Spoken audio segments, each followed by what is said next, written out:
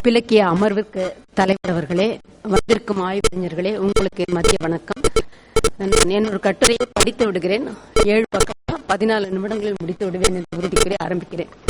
சங்கப்புலவர் அவை கிரேக்க கவிதா சாப்போ ஒப்பாய்வு என்பது தலைப்பு. செம்மொழி தமிழின் உன்னத அரும்பேறு நற்றமிழ் புலவர் அவை. எத்திசை செல்லும் அத்திசை சோழே என்னும் வீர் உணர்வாளர். அரசருக்கு இடையே சென்ற நல் அறிஞர். எவ்வழி நல்லவர் ஆடவர் அவ்வழி நல்லை வாழிய நிலைமை என்று ஆடுவதற்கெல்லாம் அறிவுறுத்தியவர். அவனை பாடியது என்று மன்னரிடம் மேலானவராக தமிழ் சான்றோர்களால் மதிக்கப் பெற்றவர். அகம் புறம் எனும் இரு பொருள்களிலும் செய்யுள்கள் யாத்தவர். சங்க இலக்கியத்துள் 59 பாடல்கள் அவை பாடியவை.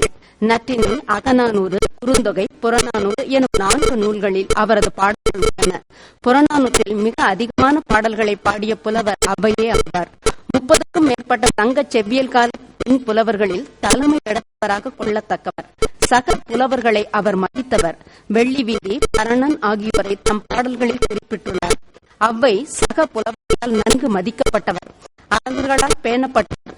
அரு நெல்லிக்கண்ணி அதியமான் அவ்வைக்கு ஈந்தமையும் தொண்டைமானிடம் அவ்வையை தேர்வு செய்து தூதாக அனுப்பியமையும் கருதற்பாலது. திருக்கோவலூரை ஆண்ட மலையமான் திருக்காரியம் கொண்ட உறவின் காரணமாக அதியமானுக்கும் போர் மூண்டபோது வைகரம் என் தேர் செய்யும் தச்சன் திங்கள் வட்ட கால் அன்னோனே என்று கூறி எச்சரிக்கின்றார். மூவேந்தர்கள் அதியமான் நஞ்சு, பொகுட்டெழனி, பாரி, பொறையன், கிள்ளிவளவன், மலையமான், வல்வில் ஓரி ஆகியோர் அவரது பாடல்களில் குறிக்கப்படும் மன்னர்கள் ஆவார்கள். அதியமானை பற்றி 22 பாடல்களை பாடியுள்ளார். அருந்து அவ்வை பிராட்டி என்ற இன்றைய தமிழர்கள் இதயத்திலும் தொன்மை தமிழரின் மரபின் அடையாளமாக விற்றிருப்பவர். அவ்வை அம்மை, நாமனக்கு தமிழம்மை, அறிவு அம்மை, அழகு அம்மை என்று தமிழின தலைவர் கலைஞர் வியந்து உரைப்பது இங்கே கருதத்தக்கது. தமிழர்தம் உயிரினும் மேலாக ஓம் மானம், வீரம், காதல், கொடை, தன்னழி, குலச்சிறப்பு, மனைநலம், குல மாண்பு, நட்பு, தமிழின மேம்பாடு, மரபு, வாழ்வியல் விழுமியங்கள் எனும் பரிமாண நுகல் பொருள்களை கொண்டு அருந்தமிழ் அவ்வையின் செழுந்தமிழ் கவிதைகள் ஒளிர்கின்றன. கிரேக்க கவிதாயினி சாப்போ கிரேக்க செவ்வியல் தன்னுணர்ச்சி பாடல்களை யாத்தவர். எவரேனும் எங்களை மறவாது நினைக்கக்கூடும், இன்று இல்லாவிடினும் வேறொரு தருணத்தில் எனும் சாப்போவின் கூற்று முற்றிலும் உண்மை. சாப்போவின் தன்னுணர்ச்சி பாடல்கள் இன்றளவும் அருநிதியம் என போற்றப்படுகின்றன. கிரேக்க தாழிகளில் வரையப்பட்டுள்ள சாப்போவின் உருவம் இன்றும் கவனமாக பாதுகாக்கப்படுகிறது. சாப்போ கிரேக்க நாடு முழுவதும் பயணித்தவர். அவரது குடும்ப அரசியல் செயல்பாடுகளால் அவர் சிசிலிக்கு நாடு கடத்தப்பட்டார். சிசிலி தீவிலான அவரது வாழ்க்கை அவரை ஒரு கவிஞராக்கியது. சிராசியூஸில் வாழ்ந்தவர்கள் அவருடைய வருகையால் அகமகிழ்ந்து அவருக்கு அப்போதே ஒரு சிலையை எழுப்பியிருக்கிறார்கள். சாப்போ ஒரு பாடினி. அவரது கவிதைகள் யாழ் இசையுடன் பாடும் வண்ணம் யாக்கப்பட்டவை. சாப்போ தன் பாடல்களுக்கு தானே இசையமைத்தார்.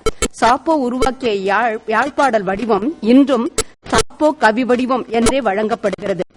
தெய்வங்களையும் காவிய கடவுளர்களையும் முன்னிறுத்தி அவர்களது கூற்றாக கவி எழுதும் கிரேக்க கவிமரபிலிருந்து விலகி சாப்போ தனி மனிதரது மன உணர்வுகளை கவிதைகளில் வெளிப்படுத்தியவர்.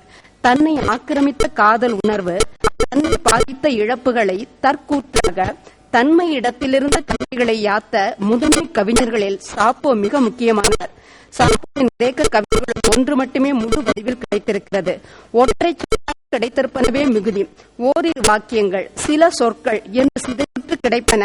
சற்றேறக்குறைய 200 அளவினதாய துணுக்குகள் தொகுக்கப்பட்டு கிரேக்க மொழியிலும் ஆங்கில மொழிபெயர்ப்பிலும் இணைய வழி உலகின் வாசிக்க தரப்பட்டுள்ளன. சாப்போவின் பாடல்கள் காதல் பாடல்கள். அன்பை, நேசத்தை, காதலை, உணர்வு குமுறலை, காதல் வைத்தவரிடம் காதல் உணர்வை பெற இயலாத சோகத்தை பதிவு செய்வன. சாப்போவின் தீவில் அவர் விரும்பிய கலைகளையெல்லாம் கற்பதற்கு உதவியது. சாப்போ தன்னுடன் தீவிற்கு மகளிர் குழுவை அழைத்துச் சென்று கலைகளை கற்பித்தும் பேணி பராமரித்தார். கல்வி திருமணமாகி அப்பெண்கள் ஒவ்வொருவராக தீவை விட்டு அகலும் போது அவர்களுக்கு விடையளிக்கும் சாப்போவின் இதயம் அவர்களது பிரிவிற்காக இறங்கியது. திருமணமான அவர்களை சாப்போ வாழ்த்தி திருமண பாடல்கள், பிரியும் தருணத்தில் அவர்களை நினைத்து சாப்போ பாடிய உணர்ச்சிமய பாடல்கள் பிற்கால புலவர்களால் பெண்ணுக்கும் இடையிலான காதலை ஓரின சேர்க்கையை குறிப்பன என தவறான பொருள் கொள்ளப்படும் நிலைக்கு ஆளாயின. லெஸ்பாஸ் என்ற அவரது தீவு லெஸ்பியன் என ஓரின சேர்க்கை குறியீட்டு சொல்லானது. ஆனால் காலத்தில் இங்கனம் அவ்வாறு தவறாக பொருள் கொள்ளப்படவே இல்லை.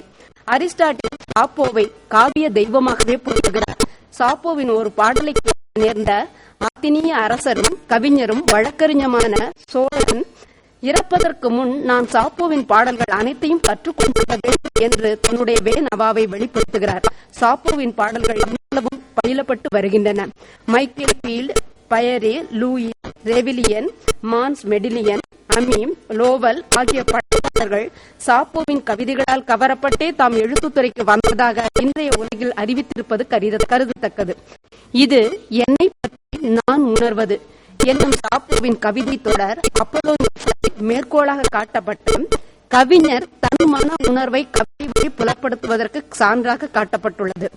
யாழினும் உன்னதமானது, தீஞ்சுவை மிக்கது, உன்னினும் உயர்ந்தது, மிகு ஒளியது என்றும் காதல் உணர்வு கவிஞரது வசமானால் கவித்துவத்தோடு புலப்படுத்தப்படும் நயத்திற்கு இந்த சாப்போவின் தொடர்கள் டெமெட்ரியஸால் மேற்கோளாக காட்டப்பட்டுள்ளன. மரந்தலை மணந்த நனந்தலை காணத்து அலந்தலை ஞமயத்து இருந்த குடிஞை பொன்கை இனியது எழிற்ப மெய்மணி ஆர்க்கும் இழைக்கிடர் நெடுந்தே வன்பரல் முரம்பின் நேமி அதிர செந்திசின் வாழ்வியோ பனிக்கே இடை சுரத்து எழிலி உரைத்து என மார்பின் குறும்பொறி சாந்தமோடு நறுந்தன்னியல்குள் நோகோ யானி எனும் அவையின் இம்முல்லைத்திணை பாடல் உணர்த்தும் தலைவியின் மன உணர்வு சாப்போ வெளிப்படுத்தும் மன உணர்வுடன் ஒப்பு நோக்கற்க உரியது. ஆனால் அவற்றுள் இருக்கும் ஆன்மா குளிர்ந்து விரைத்து போனது, அவற்றின் சிறகுகள் உதிர்ந்து வீழ்ந்தன என்று சாப்போ புறாக்களை பற்றி கூறுவதை அறிஞர் காட்டி மற்றொரு கிரேக்க கவிஞர் பிண்டார் தன் கவிதையில் கழுகை பற்றி கூறுவதுடன் இணைத்து பரிசீலிப்பது இங்கே குறிக்கத்தக்கது. மார்பின் குறும்பொறி கொண்ட சாந்தமோடு நறு தண்ணியல் கொள் இந்த தலைவனது அழியை அன்பை தலைவி உணர்ந்த விதம் ஔவையாரால் சுட்டிக்காட்டப்படுகிறது. பனி கடு நாள் இடைத்துறத் உரைதல் என்னும் அவையின் கூற்று சாப்போவின் குளிர்ந்து விரைத்து போன ஆன்மாவுடன் ஏய்வது கருதத்தக்கது. சாப்போவின் கவிதையில் புறாக்கள் புனைவு பெற்றால் அவையின் கவிதையோ மறந்தலை மணந்த நனந்தலை காணத்து அலந்தலை ஞமயத்து இருந்த குடிஞையை பற்றி புனைகிறது. மணி ஆர்க்கும் இழை கிழர் நெடுந்தேர் வன்பரல் முரம்பின் நேமி அதிர சென்றிசின் வாழ்வியோ நோகோ யானே என்று அவையின் பாடல் அன்பு செய்த தலைவன் தேரேறி சென்றமைக்கு நொந்து வருந்தும் தலைவியை முன்னிறுத்துகிறது. சியூஸின் மகளே, அரசியே, நான் உன்னை வணங்குகிறேன். என் ஆன்மாவை உன் சினத்தாலும் ஏமாற்றாத்தாலும் கொன்றுவிடாதே. என் குரல் கேட்டு உதவிடவா. உன் தந்தையின் பெண் வீட்டை விட்டு வா. பறவைகள் மென்மையாக இழுத்து வரும் தேரில் ஏறி வா. சொர்க்கத்திலிருந்து இருண்ட பூமியை நோக்கி இடைகழி கடந்து வா என்று சாப்போ பெண் தெய்வத்திடம் முறையிடுகிறார். தேரில் ஏறி துயர் தீர்க்க விரைந்து வருமாறு அழைக்கிறார். அவ்வை கவிதை பிரிவு துயரை பதிவு செய்கிறது. ஆனால் இல்லாத தெய்வத்தையோ பறவை ஈர்க்க அந்தர வழி விரையும் இல்லாத தேரையோ பிரிவு துயர் அகற்ற வல்ல இல்லாத பெண் தெய்வத்தையோ அவ்வை அழைக்கவும் உதவி கோரவும் இல்லை.